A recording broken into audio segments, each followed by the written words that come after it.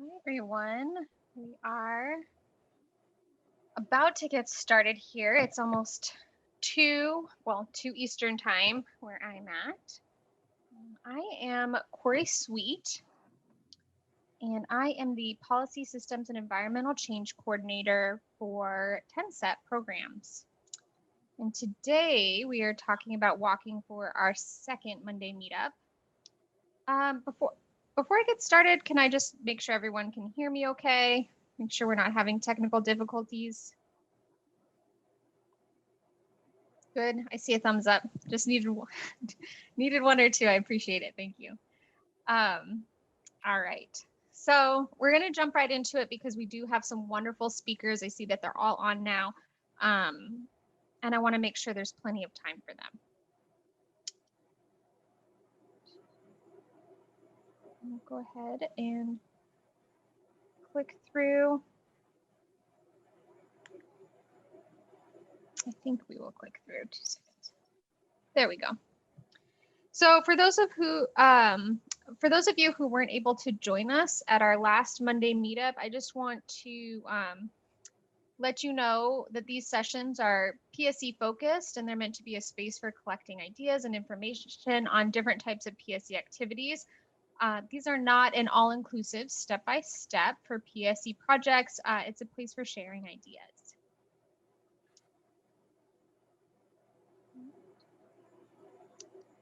And just a quick overview of some of the upcoming Monday meetups we have going on.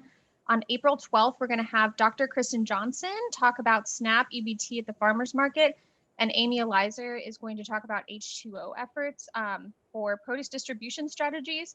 And this is going to be really great, I think, because a lot of these strategies do not require funding. It's more about partnerships and collaboration in the community.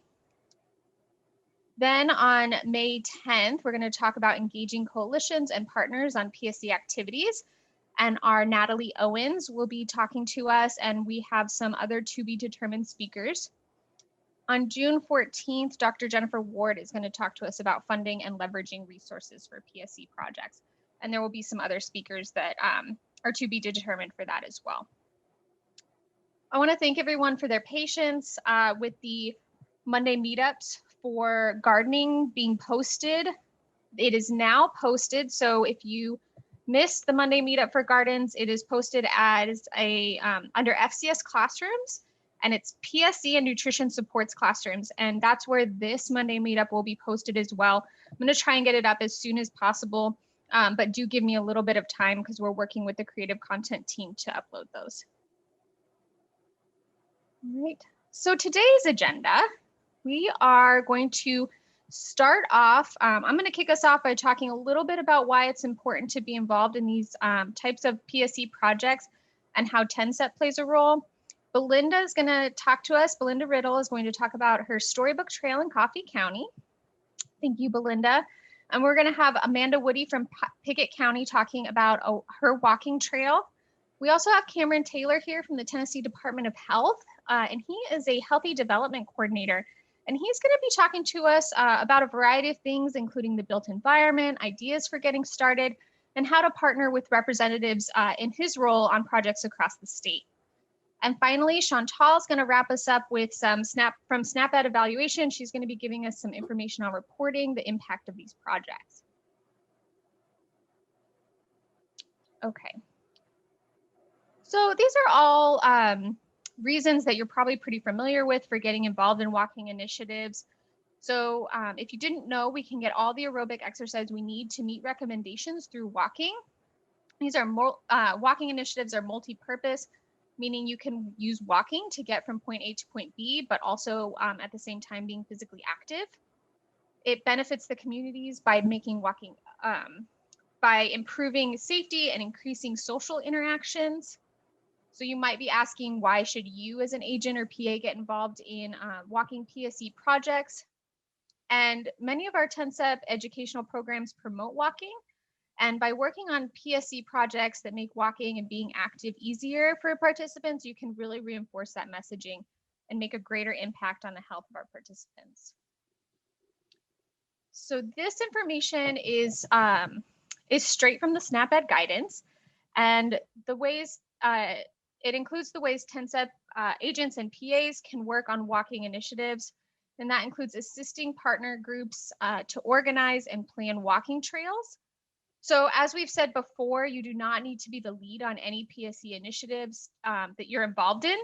You can play an assistive or supportive role, or even you can play the role of connecting extension education to the PSE initiative. So another way to get involved is through promotion, and this could mean promotion through social media or signage or advertisement. There's lots of different ways to promote walking trails. The guidance specifically also talks about contributing to a walking school bus initiatives, which Cameron, I think, is going to talk to us a little bit about today. And then, of course, you all are a great resource through your ability to deliver extension direct education and TENSEP programs that promote walking initiatives. And some of the programs that specifically highlight walking initiatives include Faithful Families, Eating Smart at Home, Easy Choices, and Walk Across Tennessee. Great. So a first step to getting started, and I think this is a really great step to think about, is getting a group of stakeholders to walk the local area. So whether it be a local site that you're delivering TENSEP education at, a neighborhood or community, walking the site is really important. And this is going to give you a lot of insight into the walkability of places, and really getting those key stakeholders involved is really going to help with the process. So by walking, you're going to notice things that you maybe otherwise wouldn't have. Walk America recommends that if everyone in your group is walking the path by foot, to take a stroller with you to give some insight into the accessibility of the path. And as you walk, consider if the trail leads to any other points of interest, because connectivity can be a really great way to promote use. And there's a resource for what we call walking audits at the end of this that links to some additional guidance for that.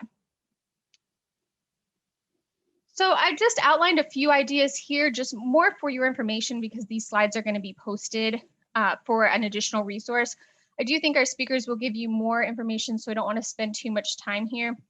I do want to point out that creating a walking route for the site is a great way to get started. So, and we do offer 2 step-by-step resources for this listed at the end of the presentation, and those are Easy Choices and Physical Activity in the Workplace. Some of these other ones are pretty self-explanatory, but I do want to point out that policies and practices to promote walking might be working with a site to promote walking meetings, or working to establish a site-supported walking club. And implementing policies or agreements to make facilities available could be working with the local high school to allow their walking track to be open for community access after hours. So if you have any questions about these, please feel free to reach out to me at any time if you're working on any projects. I love to hear about them, and I'll offer any support that I can. So when you're implementing walking related PSE projects, please consider using some of our TENSEP incentive items, assuming that the initiatives are at a TENSEP approved site. So 2 that really pair well with walking are water bottles and pedometers. And I believe the pedometers are going to be new this year, but we have them available. And there could be potential for some assistance with signage, walking signage in the future. So if you have any questions about this, or have a project that you're interested in, reach out to me and we can talk through that. And then, of course, connecting walking with TENSEP programming is going to be a great resource as well. All right, and that's it for me, but I do want to introduce Belinda Riddle from Coffee County, and she's going to talk to us about her Storybook Trail.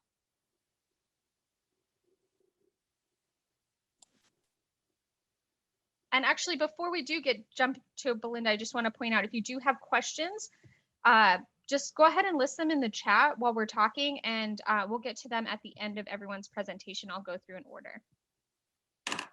So I'll hand it over to you, Belinda. Thank you, Corey. Is my volume good? Yes, I can hear you great. Okay, all right. I really appreciate the opportunity to be able to present to you some information on a program that was really a lot of fun to work with my community on. I'm very grateful for the $5,000 grant that as an innovator community, we were awarded through the FCS department as a part of the National Well Connected Communities Initiative. We started this project in 2018. And as a part of the initiative, we were charged with completing a PSE project and developing a master health volunteer program and doing some other work. Slide. So these are our partners in this project. My local core community partners for the Story Walk were Tullahoma Parks and Recreation, Coffee County Lanham Memorial Library, and members of the Tennessee Valley Woodworkers Association. Slide. I wanted to share this because this is, of course, the foundational, I think, model in everything we do in Extension. And it was one of the pieces that was very important with this initiative. But I wanted to show this just to kind of highlight that, you know, through the initiative, we were challenged to shift our thinking from, you know, the traditional extension work where we really focused on individual behavior change and changing to leading community change within systems that impact our ability to live or practice healthy choices. So again, you know, ultimately we want to change behavior, but it's how can we support those behavior change in the community and, you know, set people up for success, you know, making those healthy environments available. I will say that in this project, community collaboration within systems was key to our success. And these were the community collaborating partners we had with our project, not just the Story Walk, but all that we did as a part of this grant funded program. Now, the ones highlighted, the ones you see bolded, are the ones that participated in the Story Walk project. And so all of those that I've already mentioned, plus Boy Scout troop, we had 4-H'ers involved, the high school, Tullahoma High School National English Honor Society, our recycling center, the Literacy Council, Tullahoma Builder Supply, Daniels Automotive, McMurr's Printing, KA Display Solutions, and the GFWC Centennial Women's Club. So we found that once the community knew about our project, that a lot of partners or just kind of bubbled up. You know, there are a lot of groups that are truly interested in primarily literacy, although when we first started this project, our thinking was, you know, increasing physical activity, but we quickly learned that it became more multifaceted. Next slide. So I just wanted to I guess, reemphasize the value of the community collaboration and the partners and volunteers that were involved. We had 41 volunteers that completed over 1,000 hours, which was a value to our community of over $12,000. Of course, this is based on the independent sector value of volunteer service in Tennessee. And of course, this doesn't include the time given by paid professionals. And I know there was a lot more hours that were given, but just, you know, I didn't have documented. So this was, as I said, a real value to our community. Slide. So the goals of our project to create a safe and sustainable, and I will say accessible, because the location was really, really important to us, but a space for families with young children to be physically active in a non-competitive environment. We wanted to increase physical activity among families. We wanted to improve youth literacy skills, build relationships, and engage families in and with the outdoor natural green environment. Slide. Next slide. Okay, so I'm going to show you a lot of slides. I'm not going to talk a lot about each one, but I really wanted today to be able to provide you with an understanding of what it really takes to build a story walk. So Storywalk was created in 2007 by Ann Ferguson of Montpelier, Vermont, and that was in collaboration with the Kellogg Hubbard Library. And it really is important for you to note that Storywalk is a registered service mark owned by Ms. Ferguson. So there are some guidelines that we have to follow if you are going to build a story walk. Now, I know they're referred to as storybook trails. I guess you could say story walk is a type of storybook trail. Now, the first that I learned about Story Walk was in 2014 when I attended the NEA FCS conference in Kentucky, and an agent from Montana had a poster session, and in her state, they had developed sort of a more of a temporary story walk, which is an option. So in a nutshell, Story Walk is a very innovative way for children and their families to enjoy reading while being physically active and enjoying the outdoors at the same time. So it checks a lot of boxes. So as you can see to the picture on the right, laminated pages from a children's storybook are displayed along a path or trail. And this is our particular trail that we built. And as you walk and read, then you're directed to the next page. Slide. So the first place you have to begin is finding a location. Slide. The site for our story walk was part of an urban greenway expansion project in Tullahoma City. And I'll tell you, it was raining a lot in 2018. And so we had project delays because of the weather. We had excavation issues where you can see everybody kind of looking down. We had a big drop off there we had to deal with. Also, we had to change our location from the original plan. And so, you know, I guess you could say that a lesson learned is that when you're working with local governments and private contractors, you know, you're subject to their timeline as well as the policies and procedures they work under. So I would have to say the best you can plan for is there will be things to come up that are out of your control. So it requires a lot of patience and understanding, a lot of flexibility, and really good communication. So the May-June Greenway completion date was pushed out until late fall. So we were kind of, you know, on a timeline with our grant. So we had to do a little bit of scrambling closer to the completion date. So next slide. So our trail is concreted and wide enough to accommodate Greenway bikers, walkers, and runners, along with storybook or story walk readers and moms with strollers. So we wanted to make sure, you know, it's handicap accessible. We were just wanting to cover all the bases and make it user-friendly as much as we could. And actually, this location ended up being the perfect location because the story walk runs behind Senior Citizen Center and the library. So it ended up just being perfect. Next slide. So with all the rain that we had, we discovered some other issues, which were drainage issues. So again, an unexpected challenge, but one that we were able to resolve.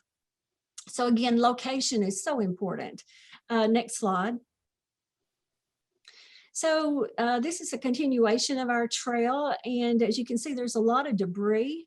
So we love the trees, and shade is great, and it keeps your book pages from getting so faded from the sunlight. But you're going to have to deal with a lot of debris, and so that means cleanup, and somebody's got to do it. And so figuring out who's going to, you know, do that work is just something else you have to address. So in the slide to the right, it shows how our storybook trail or ends at the road. It's a part of the greenway. So they built sidewalks to continue along the road for the continuation of the greenway. But from starting point and then looping back to the beginning, our story walk is 1/3 mile, which doesn't sound like a lot. But when you consider very young children that are walking the trail and mom's pushing strollers, I think it's plenty of steps. So next slide. So the next step that you would need to do is your storyboard construction. Slide. And I'll say for our team, it took a good sense of humor, and I love what our master woodworker, Vince Zaccardi, had in his woodworking shop. Sometimes my train of thought leaves the station without me. And so again, we were blazing a trail. There had not been a story walk in our community, and none of us had built one before. So needless to say, our learning curve really went out the roof. So to stay in budget, we decided to build our platforms instead of purchasing them. We also wanted to be able to change the books on the trail often. You can buy pre-made aluminum displays and post. One such company I'll share with you is the Barking Dog Exhibits. bdexhibits.com is their website. So again, you don't have to do as much work as we did if you have the funding. Before assembly, we painted all the individual pieces for the 25 platforms that we decided to build. Next slide. Other parts included the plexiglass tops or fronts, and then the support pieces that frame out the display board, as well as posts. That's something else you have to purchase. Next slide. So Vince Zaccardi, our project master woodworker and retired engineer, constructed several jigs that we used to build the platforms. And this just enabled us for each one to be exact and all the same. So again, I knew nothing about, I didn't even know what a jig was before we got involved in this project. So, it wasn't in my skill set. So again, that's why having program partners and the right program partners at the table really make a difference. Next slide. Again, just another one of the several jigs. So basically you're able to put in your pieces for the display board inside the jig. And again, that just helps you to get them all the same. Next slide. So here, a couple of my program partners are caulking the side supports before adding the back piece to the display. And this is where the book pages would be laying. Next slide. One of my mottos is no job is impossible if you have the right tools. So again, these were just tools that our program partners had. So, we didn't have to make any large purchases that way. So really important. Next slide. Once the board is complete, the post flanges, as you can see here, were installed. And you have to have these because they help you to hold the board onto the post.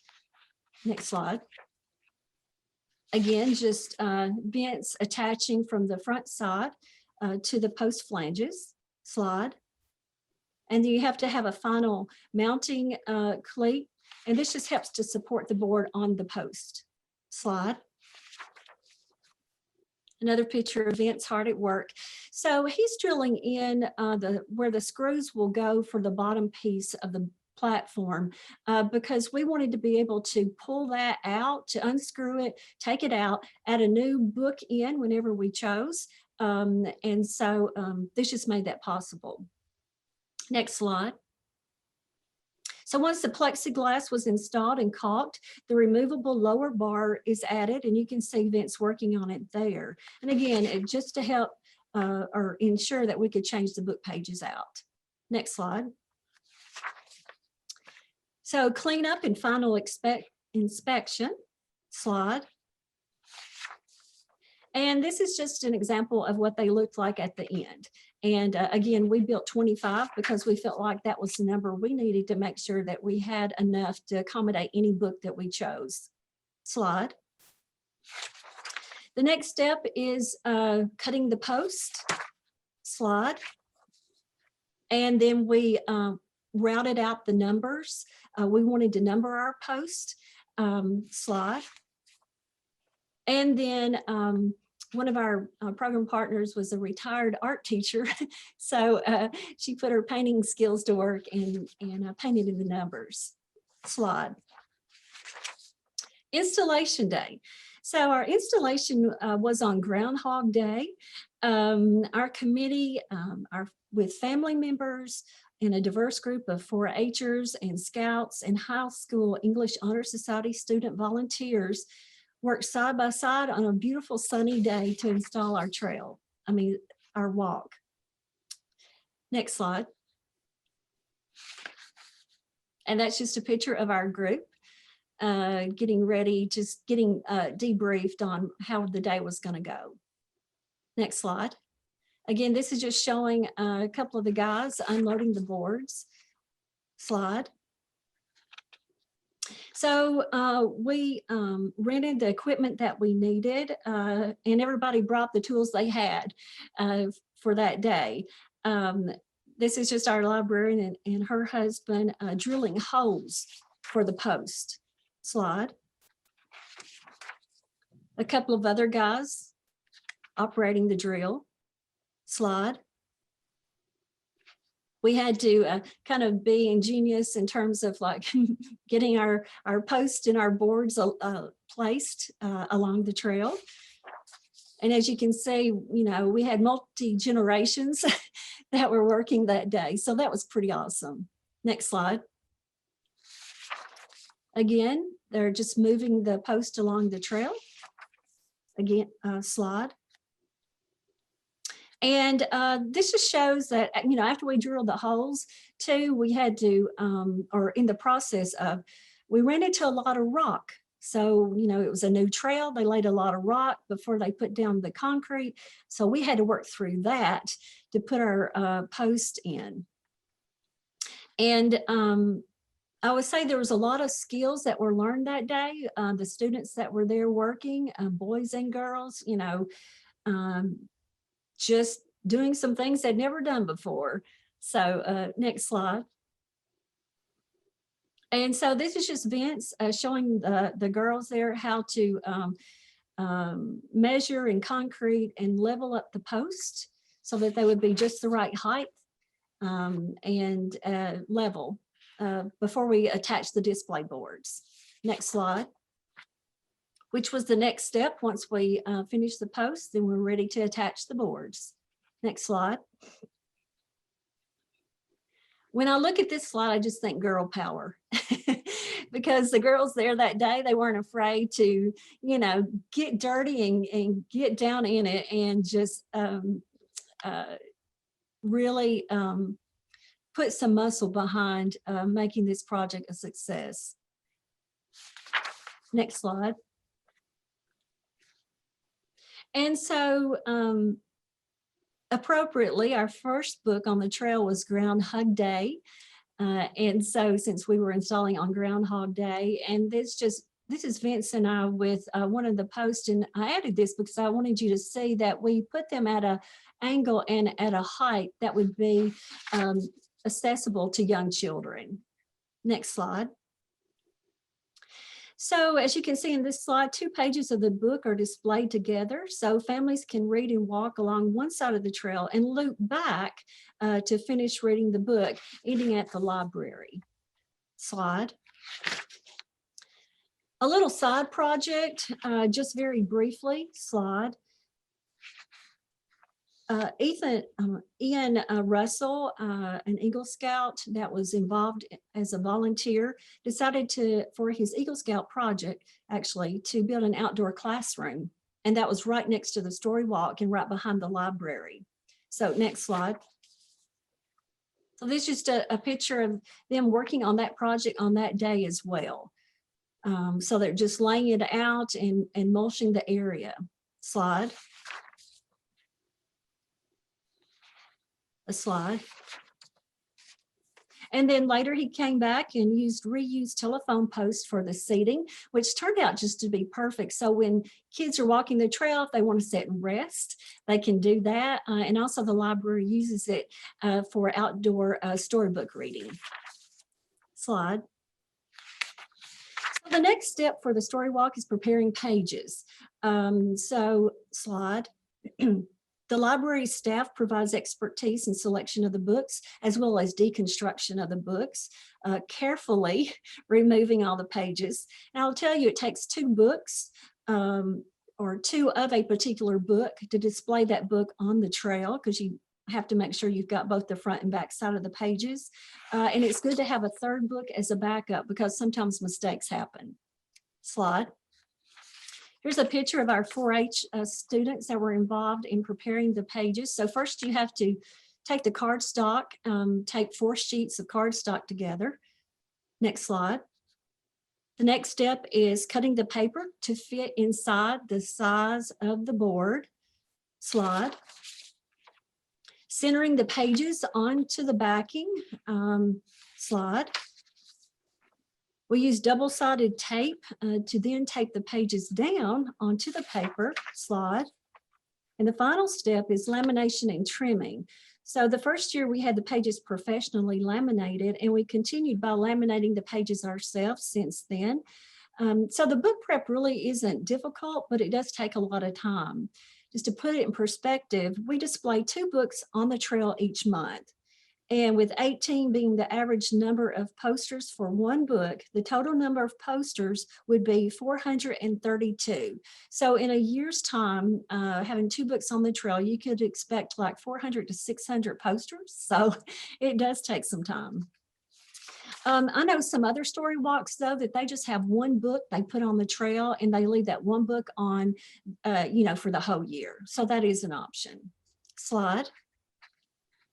Our official ribbon cutting was in May during the library summer reading program kickoff. We had a community block party. Paul Jabbert, one of our master woodworkers, created the beautiful wooden sign you can see in the background. And that's at the head of our trail to market. Next slide.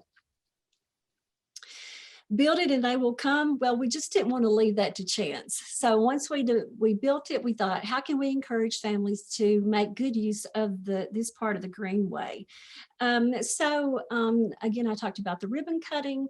Where's the Library Dragon? Our mascot, drawn by a local artist, is seen here.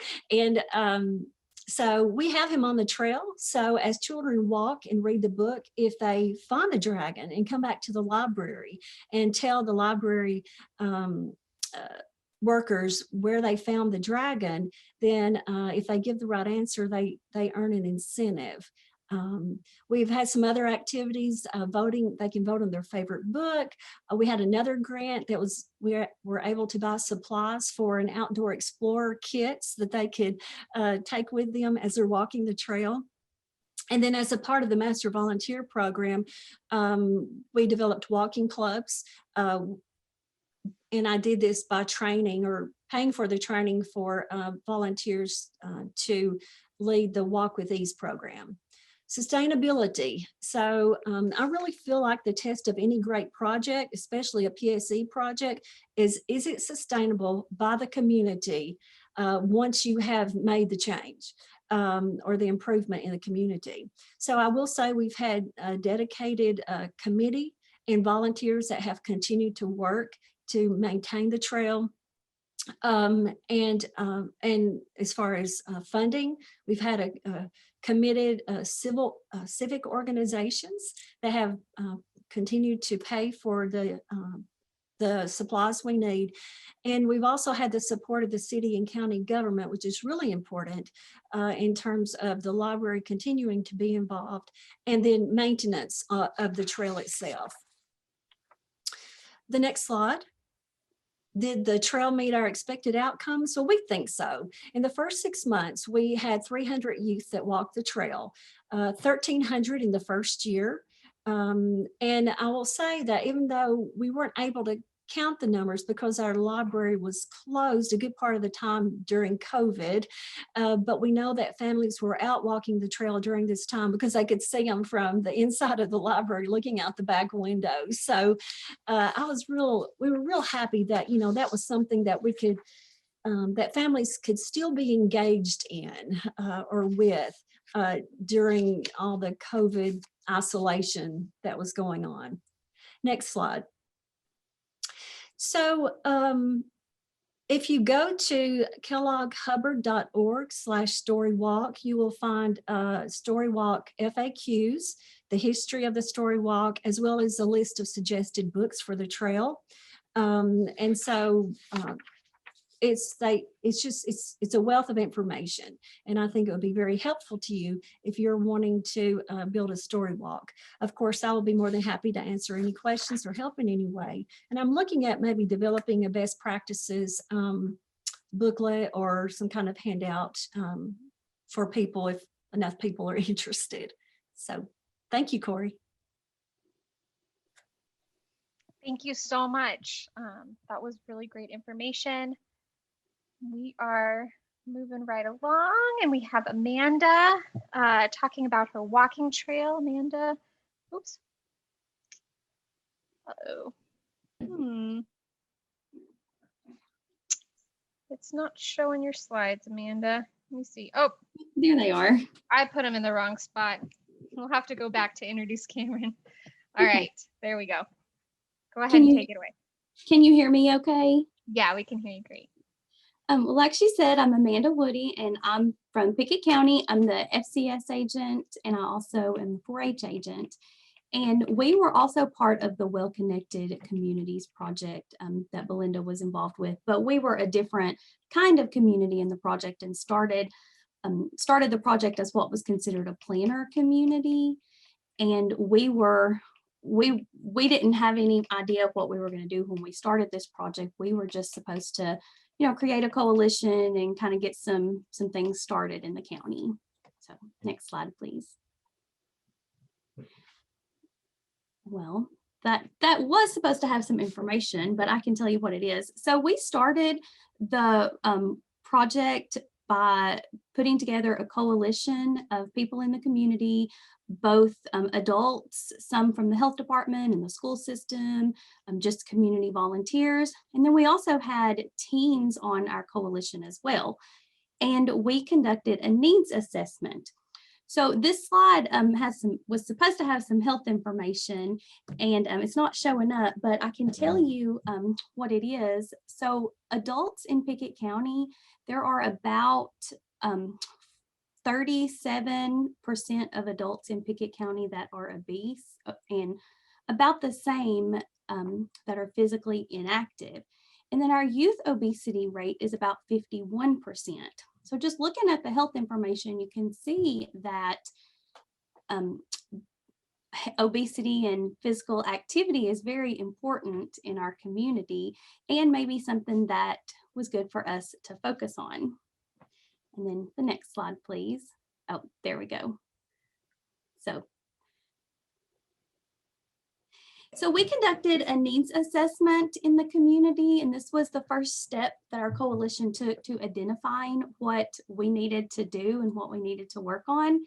And through that needs assessment, we spent time really analyzing the results of that and picking a project to move forward with.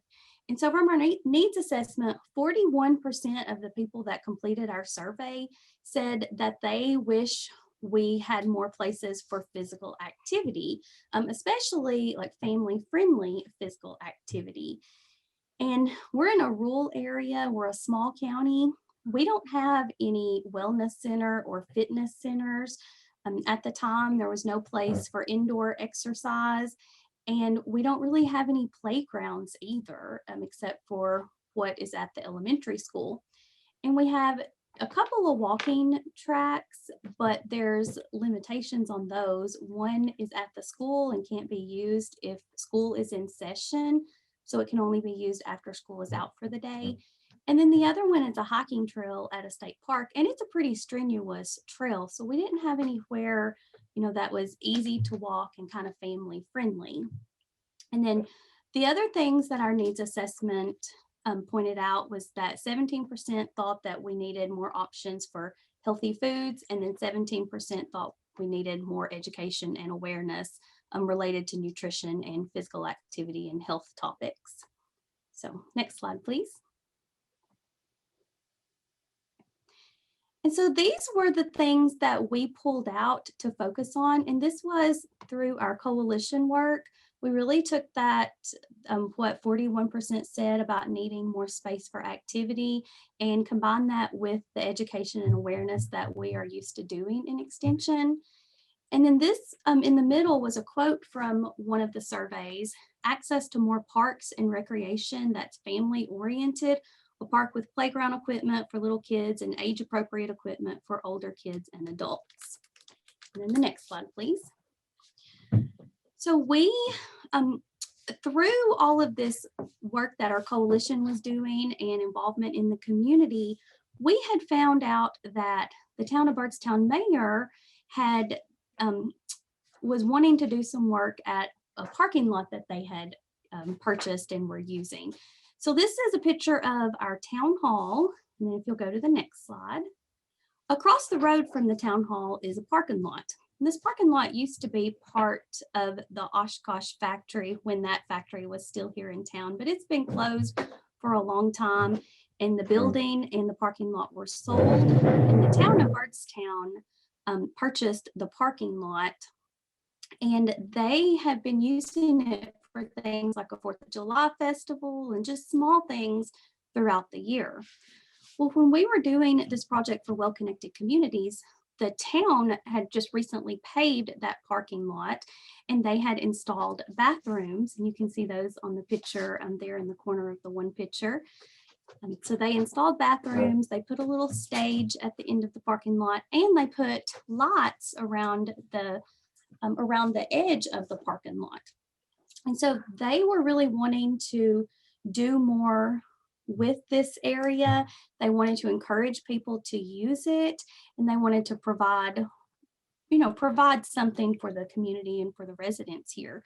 So we were able to work with them to create our walking track.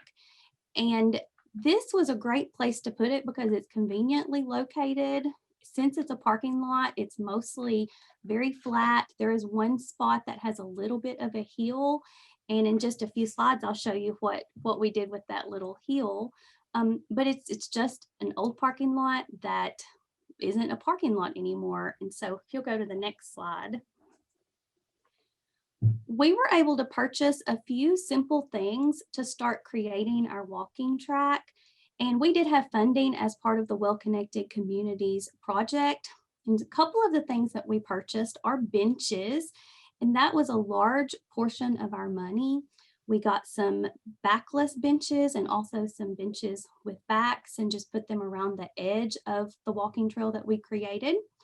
We also purchased a paint striping machine, and this paint striping machine, it's about $100 on Amazon, and it uses a special kind of can of spray paint. It's an inverted can of spray paint, and it goes inside the striping machine, and you basically push the striping machine and push the handle, the thing on the handle, and it makes stripes like you would have in a parking lot. So we use that to create our walking trail. So the next slide. And the center picture shows white stripes and yellow stripes. The yellow stripes is what we decided to call the fitness track. And we purchased, we had this sign made and purchased a sign to designate the fitness track and show that it's yellow paint and 5 laps equals 1 mile. That goes around the edge of the parking lot and then up the little hill that's part of it. And then the white paint designates the health track. So if you walk on the health track, you need to walk 6 laps to equal 1 mile. And that's just flat walking, no hills or anything. And these signs that we purchased were less than $50 each for the actual sign. And then we purchased stands to put them on so that they can be moved around if needed, or if, the parking lot is they're doing something and they need the signs moved, they are able to be moved. And if you'll go to the next one, please. We also purchased some motivational signs, and this is one example. Keep moving, your goal is one step closer now. It's always good to see motivation when we're outside and when we're walking. And then you can see what kind of stand those signs are on. They're very heavy, they're very durable, but they can be moved if needed. And our city workers did the painting with the yellow and the white stripes. And they also put together our signs and put them out for us. We had volunteers lined up to do that, but the city employees were excited to get it started. They also put together the benches for us, and they just they really helped a lot in getting this together, and our volunteers didn't end up needing to do any of it. Okay, and then the next one, please. The other thing we purchased was this larger sign at the entrance of the park. And the town of Byrdstown had decided they wanted to, give this space a name instead of having it be called the old parking lot or the old Oshkosh parking lot. They wanted to call it the City Activities Park. So through our funding, we were able to purchase this sign as well, and the sign for the inside of this bulletin board, and name it the City Activities Park. And that kind of, just made it feel like a complete walking area. And so that's what we did through our project. And we know that there's other things that we can do and things that can be done easily.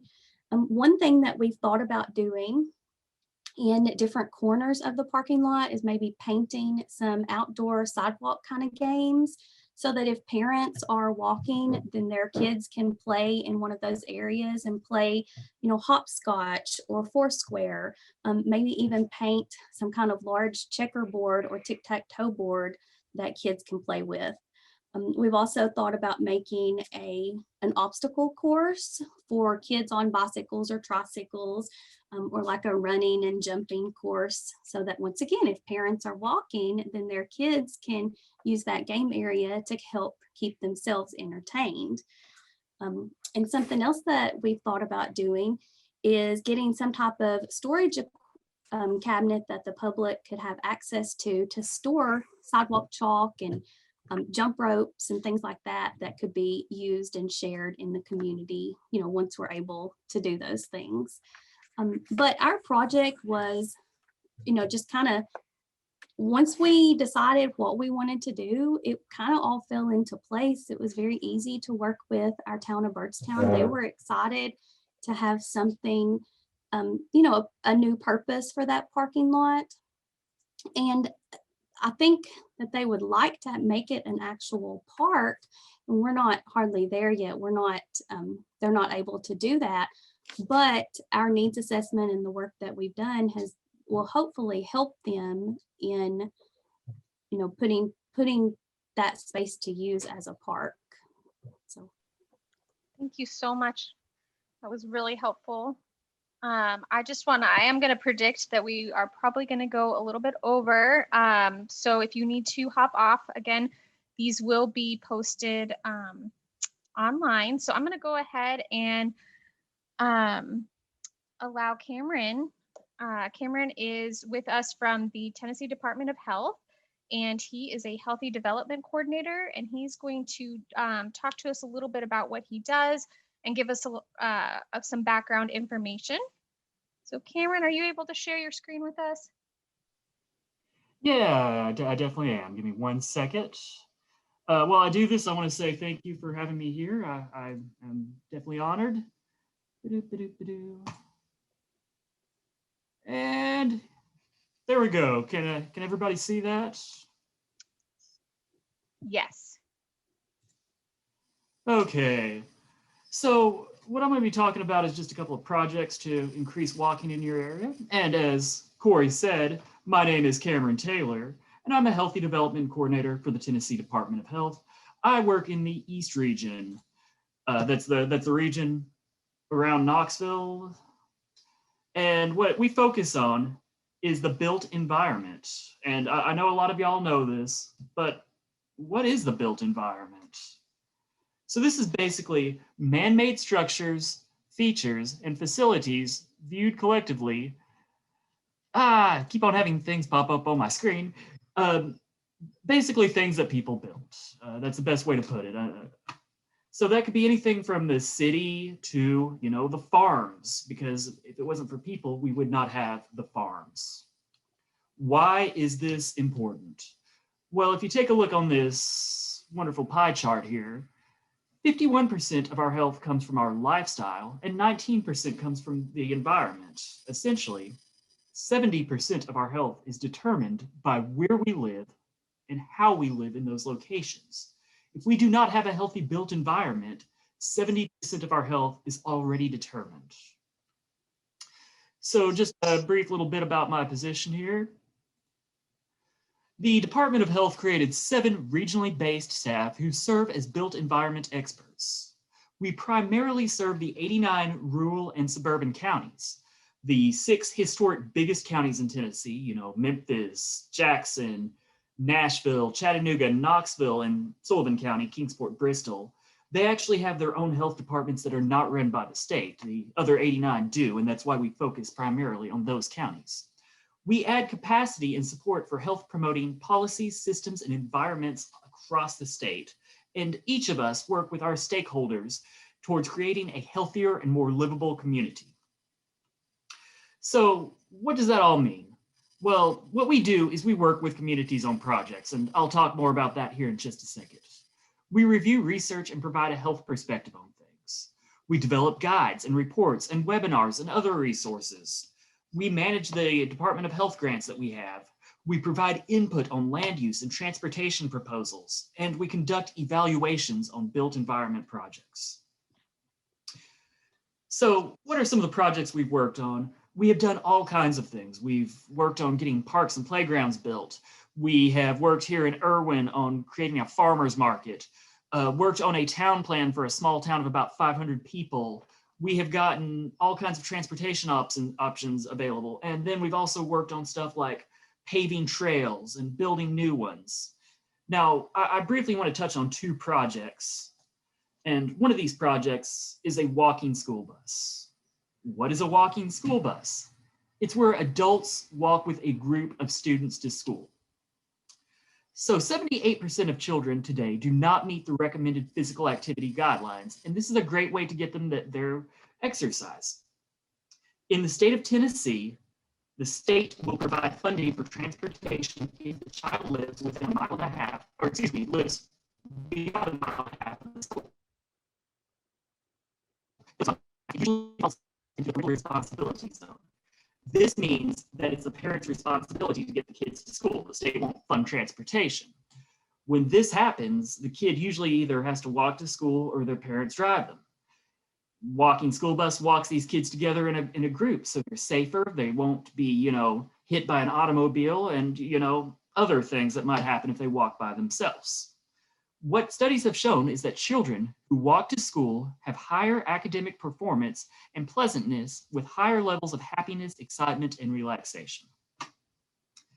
So in Knoxville, we worked with a community who wanted a safe way for their students to get to school. Obviously, a walking school bus would be the best option here because the school is not going to provide transportation to get them to school. What we did is we implemented this walking school bus 4 times a week to and from school. Besides physical health improvements, the students who used the walking school bus also saw an improvement in attendance from the previous year. So what all did we, the Healthy Development Coordinators, do for this walking school bus? We created a plan. We devised a route from the community to the school. We found community partners such as Bike Walk Knoxville and the Knoxville TPO, who provided stuff such as these I guess we call them safety vests. They also provided stuff like a stop sign so we can stop traffic when we cross the road. We procured supplies. We unsuccessfully tried to recruit volunteers. And then I got the joys of walking with the students twice a week to school. That's what we did. We would love to help you do something similar in your community as well. So the second project I'm going to be talking about is, well, the Storybook Trail. This is basically what Belinda talked about. I'm going to go through it a lot quicker than she did, simply because we do not have the time, but it's basically an interactive walking trail. And the goal of this is to get people walking more here in the state. So it encourages families to get moving, spend time together outdoors, and, very importantly, read. It really helps with literacy too. The one project I'm going to be focusing on today is going to be the Storybook Trail up in Elizabethton that one of my colleagues worked on. Now, this trail is a half-mile long. It's kind of U-shaped, and it's on the Tweetsy Trail. The Tweetsy Trail is in Elizabethton and runs all the way to Johnson City. I believe it's about 12 miles. And the specific location they chose for this Storybook Trail is the Harold McCormick Elementary School, if you're familiar with that area. Now, again, I'm going to go through this a lot quicker than Belinda did, so I apologize. We're going to miss out on a lot of stuff here, but what was needed to get this going were post shelters, 4x4 posts, concrete mix, and books. Altogether, the cost came to about $1,000 to get this Storybook Trail completed. Now, the health-themed books are rotated on a quarterly basis, so what you end up having is having, 4 books a year. Now, what did my colleague do to help get this off the ground? Well, first off, she coordinated with community partners for supplies. She found funding to get the Storybook Trail going. She helped with book launches each quarter, and she worked on logistics. And as you can tell by the pictures, it was highly successful, ended up in the Johnson City Press newspaper. And even though it was snowy, the kids seemed to love it. Now, I do want to also talk about some other projects, and these are projects that we haven't actually worked on, or if we worked on them, we haven't led them. So I don't have as much information about them, but these are some other ideas. If you have a piece of property that you know of, you can build a small walking trail on that land. And yeah, this is basically what we just heard, but you could also do it so many different ways. Now, here in Knoxville, we partnered with a mountain bike organization to build a multi-use trail behind a school. Even though it is technically for mountain bikes, 90% of the people who use it are walking, especially families and kids, because it's right there behind the school. Another idea you could do is improve existing trails and paths. This is a playground in Roane County, and what we did is we ended up paving a sidewalk around the playground, and then we put exercise equipment around the newly constructed sidewalk. And the idea, again, is to get people moving, to get people exercising. The total cost for this was actually quite a bit of money. This might be a little more than what you would do on the scope of one of your projects. I believe the overall cost was something like 30 grand, but this is just an idea of what you could do. Now, you could start a walk club or a run club. You can install Walk Your City signs, and on the left side of the screen is a picture of a Walk Your City sign. You can also have Walk with Your Elected Officials Day, and here's a picture of one of them that I did. Now, one last project I'd like to talk about is doing something to encourage people to come downtown. Every center of town has got, a walkable area where people can get together. But unfortunately, a lot of places, they've kind of come in disrepair here lately. So here in Memphis, what they did is the community got together. They did all kinds of things to just kind of make it a fun place to come and walk. Among other things, they put in streamers here to make it look more pleasant. They painted lines, which of course you have to get permission from the state to do that. Plants, flowers, stuff like that. This is what this looks like today. But before they did all this work, this is what it looked like. And despite the fact that it looks like this today, I mean, I don't know what to say besides it really made this area stand out and get people to come down here and walk around, enjoy the businesses. You can get the Central Business Improvement District to sign on it. You can get, all kinds of help from the state. Just another way to, encourage people to walk. So what can we do for you today? Well, the number one thing I believe we can do is convene potential partners. As you saw on, say, Belinda's presentation, were so many people involved, and we'd love to help get some of these people involved on your project. We can find grants to make your project come true. We can even help with the grant writing. We can pull together budget proposals. We can develop simple designs. Don't expect anything too fancy, but we do actually have someone on staff that has architecture experience. We can lead a design stretch. This is where you have maybe 5 or 10 people get together and talk about how they want to see their community change. Now we can facilitate a community meeting, and that is, everybody in the community, maybe hundreds of people. We can find health or demographic data for your project, and we can identify best practices from other communities. Briefly, I do want to talk about our grants that we have available. These are called the Built Environment Grants. In 2017 and 2019, the odd years, every county gets a grant. In 2017, it was a $10,000 grant. In 2019, it was a $20,000 grant. The county mayor makes a decision on where this money goes, but oftentimes they didn't have a good idea on where it goes. So if you know your mayor, maybe it's worth it to talk to him about this grant. You could use it to do something, I don't know, maybe one of your ideas. A lot of the times they don't have a good idea on where to spend this money. In 2018 and 2020, it was a competitive grant, up to $85,000 available for planning, programming, and construction. $8 million was requested from 70+ Tennessee counties, but only about 1.3 million was awarded in 2018 to 35 winners. The winners of the 2020 grant are actually going to be announced this month. And any nonprofit or government agency can apply, including you guys. What are we going to be doing in 2021? I don't know. I don't know if we're going to be doing a competitive grant or every county gets a grant. Considering that it's an odd year, every county gets a grant is probably likely. But we also have the pandemic, and we got way behind on the 2020 grant. Who knows if we actually are going to actually have one in 2021? It may be pushed back to 2022. So with that essentially concludes my presentation. But before I get off here, I do have to say one last thing, and that is we would love to work with you. Here, just a couple of weeks ago, to be honest with you, I was working full-time on COVID. And working full-time on COVID, I didn't have any time to do anything else. So now, all of a sudden, my role is slowly going back to normal, and I've got free time to work on some projects. And if you live in my region, which is Jellicoe to Tellico, it's Rockwood to Russellville, Big South Fork to the Great Smoky Mountains, I would love to work with you on a project. So if you happen to be in this tan area here, please give me either a call or drop me an email, send me a text, do whatever. I would love to work with you. And here are my colleagues. Feel free to write down their email address or phone number for your region. The South Central region is currently looking for a healthy development coordinator. So if you're interested, we might have a position available. And at that concludes my presentation. Thanks, Cameron.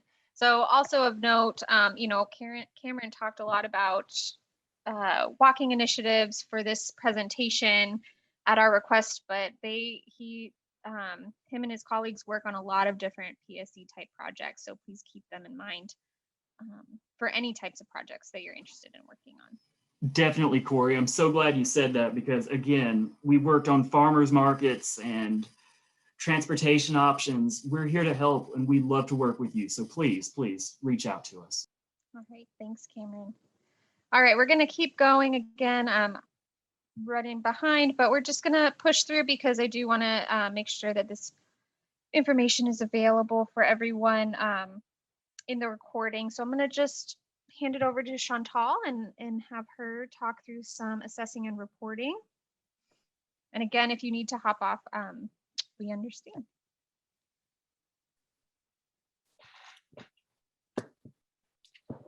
Right. Thanks so much, Corey. Can you hear me? Yeah, we can hear you. Awesome.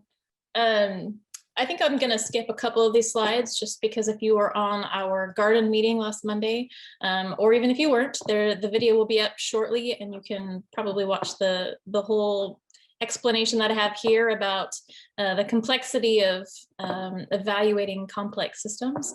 But essentially, when we start projects, we have a starting point. There's a need of some sort and we want to get to some sort of destination. So we have a goal in mind. Evaluation really spans all of that, from the very beginning of an inkling of an idea of something that you want to add to your community, to the implementation, all the way to the very end, towards maintenance and sustainability. Evaluation really starts at that planning part. Corey, would you mind skipping forward one more? Let's do one more. So what do you track? Essentially, we want to be able to demonstrate the value of a project. So we want to be able to know what was the environment or the community like before we implemented this PSC project, and what happened during and after and since then. So really, it's just asking those questions that are on the slide, who, what, when, where, and how much, doing that before you start your implementation, during it, and even after. Next slide, please. And there's not really like a silver bullet necessarily for what to exactly to evaluate, but definitely anything that you invest or put into the project planning. Everybody that's presented today shared pictures with us, and I really loved how Amanda talked about how they assessed the need in their community first and foremost. I think that's probably the best starting point that you could begin with. Those of you who are in your communities, you know them well, talking with those relevant stakeholders to know, what is actually needed, what's really needed going into those specific communities and those areas.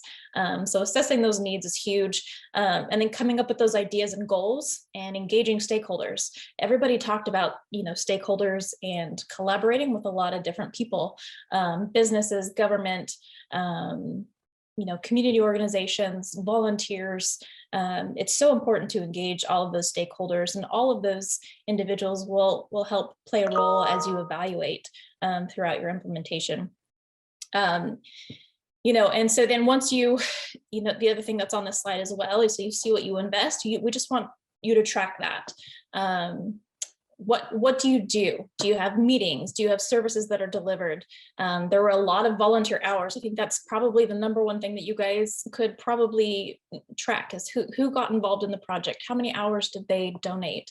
What was, if there was additional funding, what kind of funding was given to you and your project, by whom, and where did those funds go? So anything that happens in relation to the implementation of your project, we want you to write it down, keeping a journal, whatever is easiest for you, just so that way once you get started, we can start looking back and see, oh, we actually had, these were all the partners that actually played a role. Here's the amount of money that we spent on these items, the resources that we used, the time that it took to do certain things.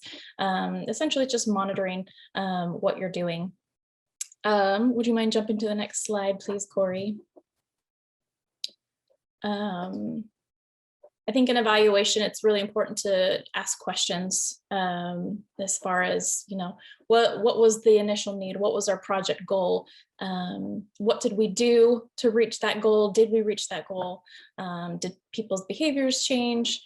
Did the community, have any unintended outcomes or anything like that? There's just asking questions of what people want to know in order to know whether or not we succeeded in reaching our goal. And then let's jump to the next slide. Reporting into Super, practical issues, just make sure all of your activities go into Super. When I've done larger projects like this before, I keep kind of my own little journal online, just of everything that I do, tracking dates and times and hours and money. And then that way, when you go and report into Super, you've got all of that. But volunteer hours, something that's pretty easy to track.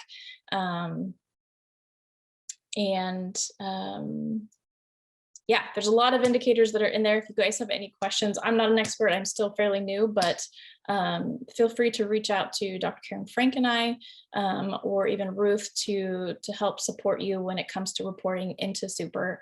But as I said before, as long as you keep a journal or notes as you're going through your project implementation, that would be sufficient, that you can look back and look at what you've done so far.